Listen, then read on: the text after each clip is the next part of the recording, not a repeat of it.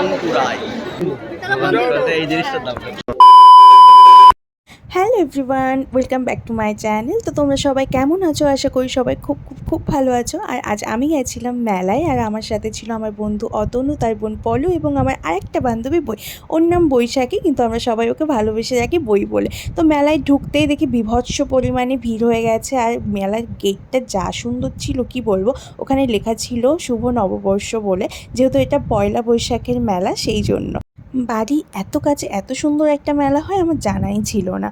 মেলায় ঢোকা মাত্র এই ব্যাগের দোকানটা আমার নজরে গিয়েছিল, আর কালেকশানগুলো যেমন ভালো ছিল তেমন দামটাও রিজনেবল ছিল। তো আমি কয়েকটা দাম শুনেও ছিলাম। এই ব্যাগটা আমার ভীষণ পছন্দ হয়েছিল, নিয়ন গ্রিন কালারটা। আর এখানে যে পার্সগুলো ছিল সেগুলোর দাম ছিল মাত্র 60 টাকা। ওখানে যে টোট ব্যাগগুলো ছিল সেগুলোর দাম ছিল 450। তো তার পাশেই ছিল এরকম একটা সুন্দর শাড়ির দোকান, যেখানে শাড়ির কালেকশানগুলোও জাস্ট দুর্দান্ত ছিল, আর কালারগুলো মারাত্মক ভালো ছিল। আর আয়না দেখলেই যেটা মেয়েরা সবসময় করে, আমরাও সেটাই করছিলাম অ্যাজ ইউজুয়াল, নিজেদের ছবি তুলছিলাম। আর এখানে এসে দেখি সুন্দর সুন্দর হ্যান্ডমেড জুয়েলারি ছিল, আর এই চুড়িগুলোর প্রাইস ছিল মাত্র 160 টাকা।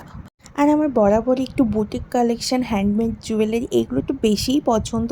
তো মেলায় আসার পর একটু নিজেকে পাগল পাগল মনে হচ্ছিলো, যে মনে হচ্ছিলো সব কিছু কিনে নিয়ে চলে যায়। তো আমার মতো কার কার মনে হয় এরকম মেলায় ঢুকলেই যাই দেখি তাই পছন্দ হয়ে যায়? তো এত কিছু তো নেওয়া যাবে না, নিয়ে গেলেই বিপদ। বাড়ি ঢুকলেই মোটামুটি বাড়ি দিয়ে বের করে দেওয়ার চান্স আছে, সেই জন্য আর বেশি কিছু কিনিনি। তো আমি কী কী কিনেছিলাম সেটা তোমাদের ভিডিওর শেষে তোমাদের সাথে শেয়ার করব।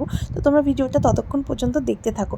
আর এখানে এসেই এই কুকুরটা আমার এত পছন্দ হয়েছিল, কানগুলো ঝোলা ঝোলা ছিল, আমার বিভৎস কিউট লেগেছিলো দেখতে। তো আমার আর নেওয়া হয়নি, দামটা অত্যাধিক বেশি বলছিল। তো পরে যদি কখনো রিজনেবল প্রাইসে পাই তো নেব। তো এখানে এসে দেখি মোটামুটি জ্যৈষ্ঠ মাস যেহেতু সামনেই আসে, তার জন্য আম জাম লিচু যা যা থাকে মোটামুটি সব কিছু কানের দুলের সাথে সেট হয়ে মেলায় বিক্রি হচ্ছে। সারা মেলা ঘুরলেও আমার মন কিন্তু পড়েছিল এই ব্যাগের দোকানটাতেই। তাই ওদেরকে আবার টানতে টানতে ওই ব্যাগের দোকানটাতেই নিয়ে এসেছি। আর ব্যাগের দোকানটা যেহেতু একদম গেটের পাশেই ছিল, ওই জন্য খুঁজে পেতে আমাদের খুব একটা অসুবিধা হয়নি। তো এখানে এসে একটা ব্যাগ আমার খুব পছন্দ হয়েছিল, আমি আমি তো লোভই সামলাতে পারিনি, তাই একটা নিয়েও নিয়েছি। তারপর আমরা সবাই মিলে মেলা থেকে বাইরে বেরিয়ে আইসক্রিম আর একটু কোল্ড ড্রিঙ্কস নিয়ে নিয়েছিলাম, কারণ যা গরম পড়েছে তাতে আইসক্রিম আর কোল্ড ড্রিঙ্কসের থেকে ভালো কিছু হতেই পারে না জাস্ট। আর তাছাড়াও মেলায় অন্য কিছু আমার খুব একটা পছন্দ হয় না, আমি যখনই মেলায় যাই তখনই আইসক্রিম খেয়ে বাড়ি ফিরি। যদি কিছু মেলায় পছন্দ হয়ে যায় তো কিনি, আর যদি পছন্দ না হয় তো কিছুই না নিয়েই খালি হাতে ড্যাং ড্যাং করতে করতে আমি বাড়ি চলে আসি। তো আমরা যেহেতু 4জন ছিলাম, 4জন একটা বাইকে কিছুতেই ধরতো না, তাই আমি আর বই টোটো করে কিছুটা যাব, তারপর অতনু এসে আমাদের দুজনকে নিয়ে যাবে।